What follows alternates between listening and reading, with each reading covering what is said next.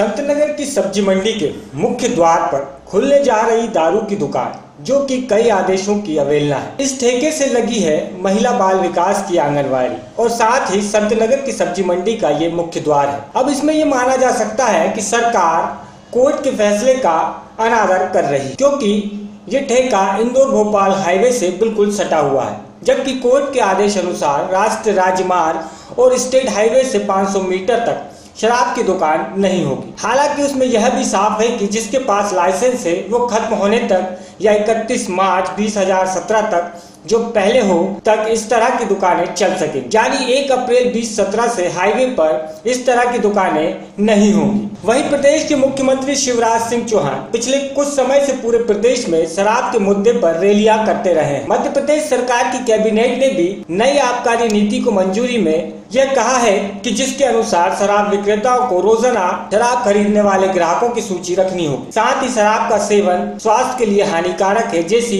वैदिक चेतावनी को बोतलों पर लिखवाना होगा। इसके अलावा शराब के सेवन के खिलाफ स्कूली किताबों में पाठ शामिल किए जाएंगे। किसी भी टीवी चैनल पर शराब से संबंधित किसी भी विज्ञापन का प्रसारण नहीं होगा। इससे पहले बीजेपी सरकार ने कहा था कि राज्य में कोई नई शराब दुकान या भट्टी नहीं खुलेगी। पहले से प्रदेश में देसी शराब की 2594 और विदेशी शराब की 1089 दुकानें संचालित हो रही हैं। उन्हीं का ठेका होगा।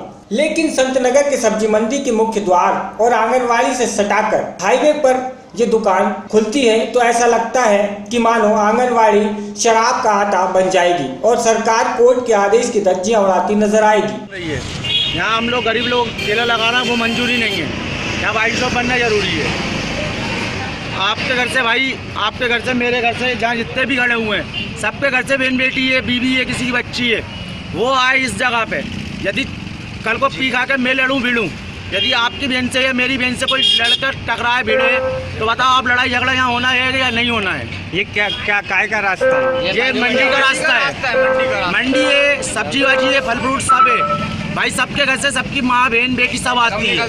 कल को पी खा के मैं गदर करूँ या कोई व्यक्ति दूसरा गदर करे तो बताओ यहाँ लड़ाई झगड़ा होना है या नहीं होना चाहिए? यहाँ गरीब लोग ठेला खड़ा करा रहे हैं तो 500 रुपये की रसीद काट रहा है नगर निगम वाले। मेरा 6 महीने से एक ठेला नगर निगम में पड़ा, आज तक नहीं दिया इन लोगों ने। मेरा 5000 रुपये का माल फेंक के गए ना, तो मेरा ठेला दिया वापिस। भाई साहब माल दिया भाई आके जाओ ठेला लेने में गाली अलग वक्त है कि तुम रोड पे ठेला लगाते हो। रोड पे ठेला लगाना मंजूर नहीं है, वाइन शॉप बनना जरूरी है।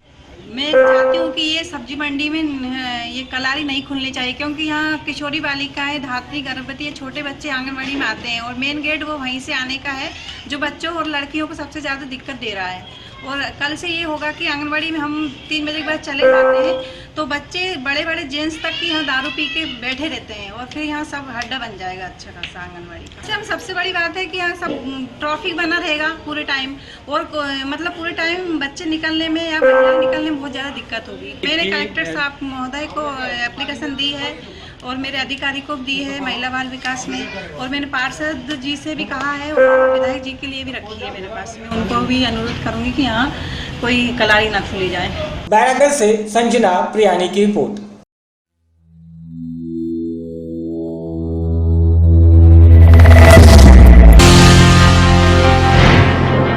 जल्द ही भोपाल वासियों को नगर निगम एक बड़ा तोहफा देने जा रहा है, जिसके तहत BITS बस से यात्री सीधे कनेक्ट हो सकेंगे। नगर निगम अपने ग्रीन भोपाल की थीम पर BITS स्टॉप को ग्रीन ऑटो से कनेक्ट करेगा, जिसका लाभ यात्रियों को मिलेगा। ये ग्रीन ऑटो यात्रियों को बस स्टॉप से घर तक छोड़ेंगे और इनका किराया भी 5 रुपए से लेकर 10 रुपए तक होगा और शहर में पहले से चल रहे ऑटो की मनमानी भी खत्म होगी। बैरागढ़ बस डिपो में 50 ऑटो यात्रियों की सुविधा के लिए आ चुके हैं और इस सुविधा का लाभ अप्रैल के पहले हफ्ते से मिलना शुरू हो जाएगा। बैरागढ़ से संजना प्रियानी की रिपोर्ट।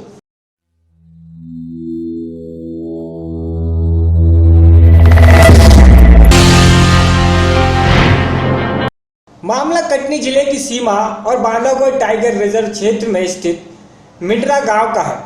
वैसे तो यहाँ पर हमेशा बाघ की हलचल बनी रहती है, लेकिन पिछले करीब 15 दिनों से बाघिन अपने 2 शावकों के साथ गांव के आसपास बनी रहती है और मवेशियों को शिकार बनाती है। लेकिन इस बीच चरवाहों को भी इनके द्वारा घायल किया गया है। जिसके बाद गांव में और ज्यादा दहशत का माहौल है। मिंट्रा गांव के ग्रामीण जनों से बात करने पर पता चला कि गांव के नजदीक नदी, तालाब और गेहूं के खेत में बाघिन अपने शावकों के साथ रहती है, जिससे ग्रामीणों को नदी, तालाब और अपने खेतों में भी जाने में भय लगता है।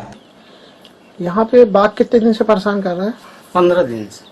कितने लोगों को, कितने जानवरों का भी शिकार करता है? जानवर तो कम से कम तो इनके चार मुड़ा तो 6 दिन खा ला। हाँ, 6 मुड़ा और एक बच्चा का खाई से इनका। नहीं तो अभी वो आदमियों को भी शिकार बनाएगा? हाँ, वो तो अभी तो बनाया है ना भाई, इनके बच्चों को है। वन विभाग वाले क्या बोलते हैं? वो आउती नहीं है, तब का बोले फोन करत उठाती नहीं है एकदम।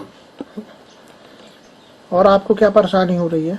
अरे हम ही तो अब ये तो परेशानी कि हम खेती करें तो हमें खेती काटना मुश्किल है। गेहूं जैसे बोए हम काटना मुश्किल है। अब ऐसा वो गेहूं में घुस रहा है। कितने बाघ हैं वहाँ पे? अरे 3 है। वहीं गांव के शासकीय स्कूल के शिक्षक कृष्ण कुमार गोस्वामी ने बताया कि स्कूल से 200 मीटर दूरी पर तालाब के पास भी बाघ की हलचल रहती है, जिसके कारण बच्चे खेल भी नहीं पाते और चिंता बनी रहती है। ये जानवर हमको परेशान करता है, यहाँ बार बार भी आता है। कौन सा जानवर? यही टाइगर। कितने बार आ चुका? ये इसका 3री बार आना हुआ है। किसी के ऊपर हमला भी किया है? हाँ, हमला किया है। पहले आया था तो जानवरों को हमला किया रहा, यही बगल से, गांव के बगल से, बिल्कुल तालाब है उसी के बगल से किया रहा। और फिर एक आदमी को भी परेशान किया अभी 4 दिन पहले की बात है। तो आपने किसी को सूचना दी क्या? सूचना की क्या, यहाँ बड़े बड़े अधिकारी BSDO सब आए रहे, सबको सूचना इसके बारे में। क्या हुआ उसमें? हो गया, वो लोग क्या बोल रहा था, जो उनको बोलना रहा बोल के चले गए हैं। बोले हम ऐसा करेंगे वैसा करेंगे, बस हो गया। अभी आज जानवर कहाँ है? कोई जानवर अभी इसी तरफ है, नदी तरफ। बांधवगढ़ टाइगर रिजर्व के बफर जोन में पदस्थ बीट गार्ड एस के मबोलिया ने भी रटाया जवाब दिया। क्षेत्र में सुरक्षा श्रमिकों के साथ गश्त की जा रही है। वन विभाग कोई गश्ती कराता है श्रमिक और से पेट्रोलिंग वाहन देके। कितने सुरक्षा श्रमिक हैं आपके? ये खितौली सर्किल में 13 श्रमिक काम कर रहे हैं। अभी बाघ किसको किसको नुकसान पहुंचा चुका है? अभी तक बाघ 3 लोगों को खा चुका था। अच्छा, एक को घायल किया। और मवेशी? मवेशी तो माह में 7-8-10 मवेशी तक खा जाता। अभी फिलहाल में बाकी क्या लोकेशन है? बाघ यहीं गांव के नजदीक बना हुआ है। कौन सा बाघ है? ये 23 के शावक हैं, 1 साल के हो गए। माने कितने हैं कुल? 2 शावक हैं। और उनकी माने तो कुल कितने बाघ हैं? 3 हैं। 3। कटनी से यश खरे की रिपोर्ट।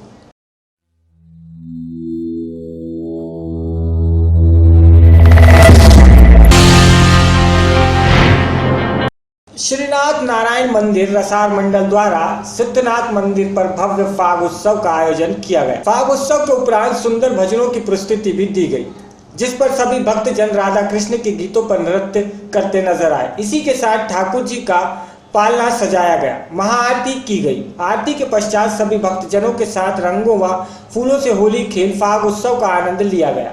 महोत्सव में भारी संख्या में भक्तगण उपस्थित रहे। उत्सव के पश्चात सभी भक्तगणों ने भोजन प्रसाद आदि का आनंद भी उठाया।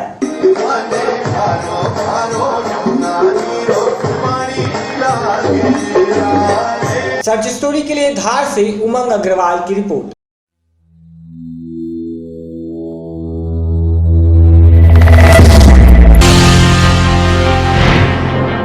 धार में हुई जन सुनवाई में एक नया मामला सामने आया है।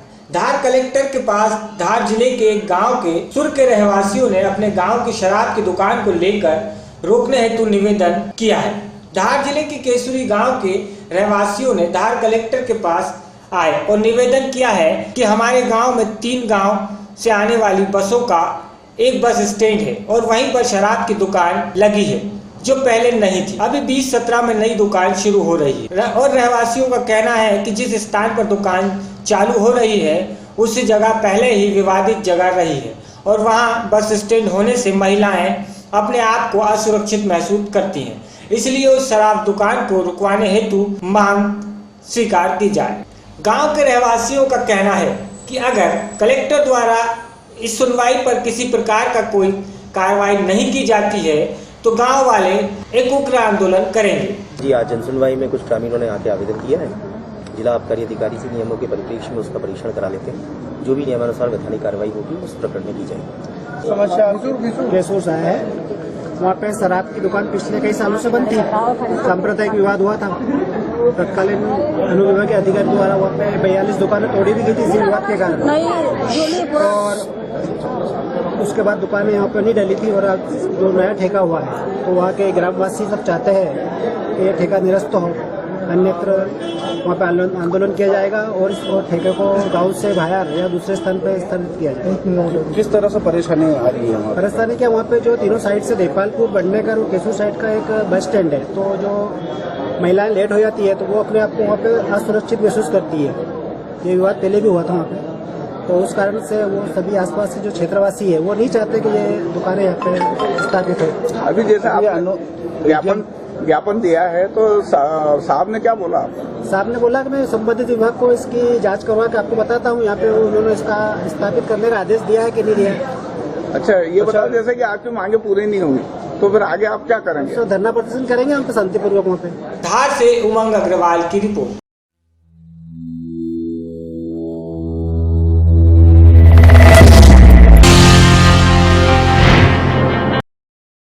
एसपी वीरेंद्र सिंह ने किया खुलासा, 3 आरोपी गिरफ्तार। मामला युवक की हत्या कर शव जलाने का है। 19 मार्च को अज्ञात व्यक्ति की हत्या कर शव को जलाया गया था। उपरोक्त मामले में पुलिस को सफलता हाथ लगी है तथा हत्या करने वाले दोनों आरोपियों के साथ पुलिस ने माल खरीदने के मामले में भी एक आरोपी को गिरफ्तार किया है। साथ ही मामले में पुलिस ने 30 लाख रुपए का ट्रक व 4 लाख रुपए गेहूं की जब्ती की है। पूरे मामले का खुलासा आज सुबह कंट्रोल रूम में एसपी वीरेंद्र सिंह द्वारा किया गया। एसपी ने बताया कि नौगांव थाने पर सूचना प्राप्त हुई थी कि एक आग लगे हुए स्थल पर किसी अज्ञात व्यक्ति का शव जला हुआ पड़ा है। इसके बाद सभी आला अधिकारी मौके पर पहुंचे।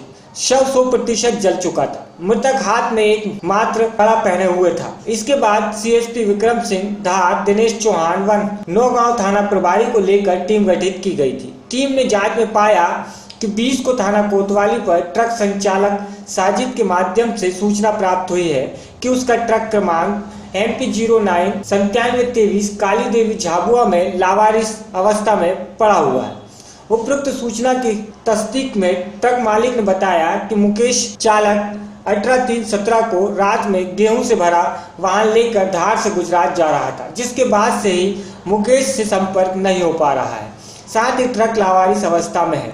एसपी ने बताया कि मृतक की पहचान हाथ में पहने कड़े से हुई है, जिसके बाद नितिन व शैलेंद्र को बुलाकर सख्ती से पूछताछ की गई। साथ ही कॉल डिटेल व अन्य साक्ष्य के आधार पर आरोपियों ने बताया कि ट्रक में रखे माल की अफरा तफरी करने की नियत से ही हत्या की गई है। मुकेश के साथ पहले राजगढ़ में खाना खाने के बाद दारू पी, इसके बाद मछलियां घाट में ट्रक के अंदर मुकेश सो रहा था। तभी नितिन ने उसके सिर पर जोर से पाना मार दिया व नितिन ने उसकी गर्दन पर चाकू मारकर हत्या कर दी। आरोपी नितिन ने घटना से पूर्व ही दिनेश जाट से गेहूं को ठिकाने लगाने की बात हुई थी। आरोपी ने मुकेश के शव की पहचान मिटाने के उद्देश्य से सुबह 4 बजे ट्रक को लेकर धार तरफ कॉलोनी के सामने रोड किनारे झाड़ियों में ढेर पर मुकेश के शव पर डीजल डालकर आग लगा दी, जिसके बाद ट्रक में माल उतरवा कर ट्रक झाबुआ में सुनसान इलाके में खड़ा कर पूरे घटनाक्रम आरोपी ने पूछताछ में पुलिस को बताया।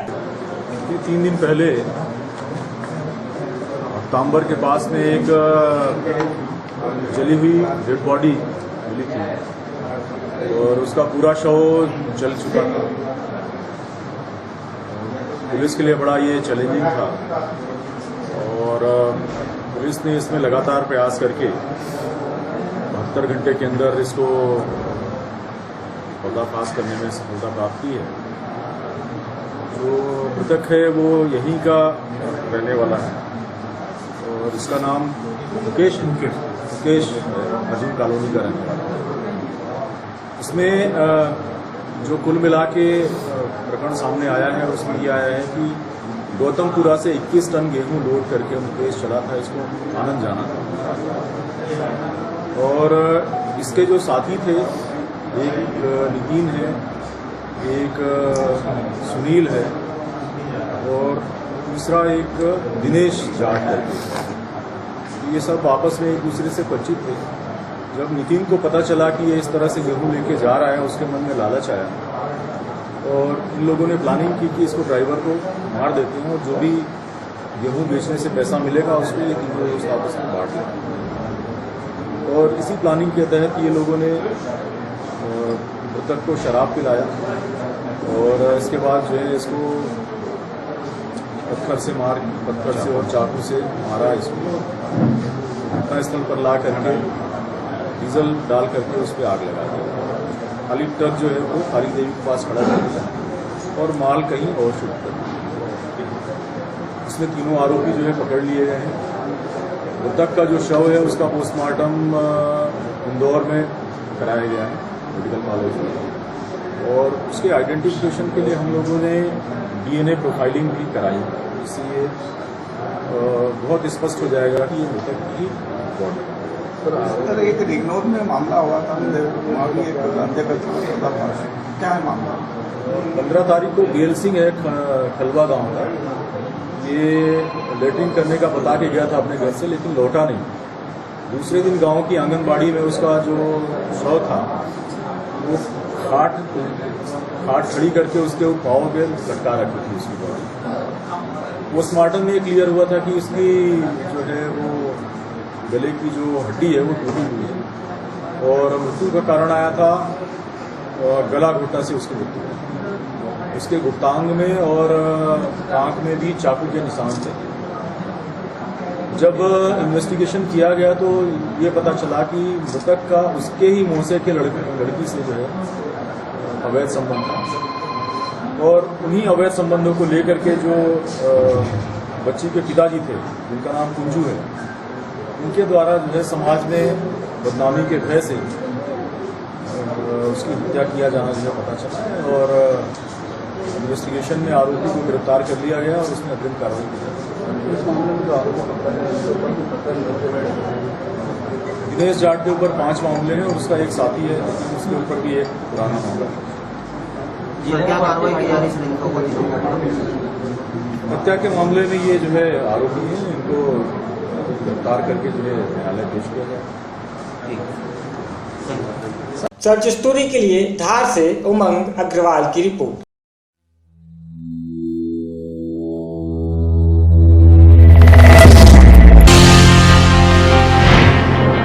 कलेक्टर शुक्ला ने जिला पंचायत सभा कक्ष में जन सुनवाई की।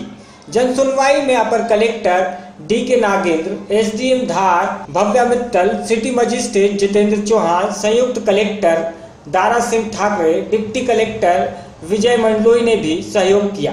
कलेक्टर शुक्ला ने कई मामलों में सीधे अधिकारियों से चर्चा कर मौके पर ही संबंधित विभागों के अधिकारियों से निराकरण कराए। वहीं अन्य मामलों में समय सीमा निर्धारित कर मामलों को तय कर समय सीमा में निराकरण हेतु निर्देश किया। जन सुनवाई में कुल 138 आवेदन प्राप्त हुए। क्या मामला लेके आया? तालाब का सर। क्या हुआ तालाब में? सर 2011 में निर्माण हुआ था तालाब। अच्छा, तो अभी तक कहीं कंप्लीट भी नहीं हो पा रहा और मजदूर को पेमेंट भी नहीं दी जा रही। अच्छा, आप लोग जाते हो तो क्या कहते हैं सरपंच सचिव? नहीं सर, ये तो RSS का सरपंच सचिव के बारे में नहीं है सर, ये अच्छा RDS का है। RS का है। कितने का अमाउंट है उसका? सर 2011 का है। नहीं, पैसे कितने का अमाउंट का होगा? 50 लाख का है सर। 50 लाख रुपए। 50 लाख का। तो अभी आपने जनसुनवाई में दिया कलेक्टर महोदय को, तो क्या बोले वो बोले कि SDM द्वारा जाँच करवा के। कितना समय दिया जाँच करवाने का? समय नहीं दिया सर। मतलब जन सुनवाई में आप इतनी दूर आते हो गंधवानी से? हाँ सर, पहले भी आया था, मेरे जेब से मैंने गाड़ी करके लाया था बहुत सारे मजदूरों को रख के सर। और मेरे गांव में पढ़े लिखे नहीं है सर, मैं अकेला पढ़े लिखा हूँ, तो मैं गांव को सुधारना चाहता हूँ, इसलिए मैं लाया था। पहले भी तो टाइम हो गया था सर। धार से सर्च स्टोरी के लिए उमंग अग्रवाल की रिपोर्ट।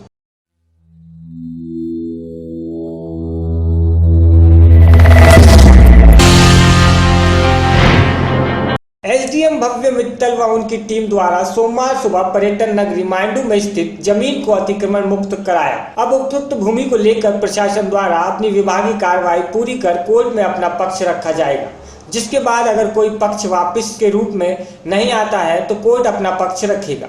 जानकारी के अनुसार पर्यटन नगरी मांडव में वार्ड क्रमांक 5 में जबलपुर हाईकोर्ट के आदेश के बाद जिला प्रशासन ने मांडू पहुंचा। जमीन के मामले में आज हाईकोर्ट के आदेश क्रमांक 5646 वर्ष 15 के दिनांक 15/12/16 के आदेश अनुसार ग्राम मांडाव की भूमि सर्वे नंबर 694, 695 और 697/2 की भूमि अतिक्रमण से मुक्त कर सील करने के आदेश थे। आज धार जिला प्रशासन ने भू राजस्व विभाग के साथ पुलिस विभाग सुबह पहुंचा और इस अतिक्रमण भूमि पर हुए कब्जे को कोर्ट के आदेश का पालन कर अतिक्रमण से मुक्त कराया। हाईकोर्ट का एक आदेश था जिसके पालन में हमने कुछ भूमि जो महारानी की थी उसको सील किया है और तहसीलदार ने अपने पोजीशन में लिया है। किन जगहों पे, कितनी जगहों पे हुआ है? मांडू में 5 सर्वे नंबर थे, उनमें हमने कार्रवाई की। उसमें विधायक जी का भी नाम आया है, क्या विधायक जी के वहाँ भी गए थे? जो हाईकोर्ट से आदेश है उसके पालन में हमने तहसीलदार ने जांच करवाई है, उसमें कुछ अन्य लोगों के नाम थे, उन लोगों को नोटिस जारी हुआ था, नोटिस जारी होने के बाद उनके जवाब लिए गए थे और उसमें फिर आगे कार्रवाई हुई। धार से उमंग अग्रवाल की रिपोर्ट।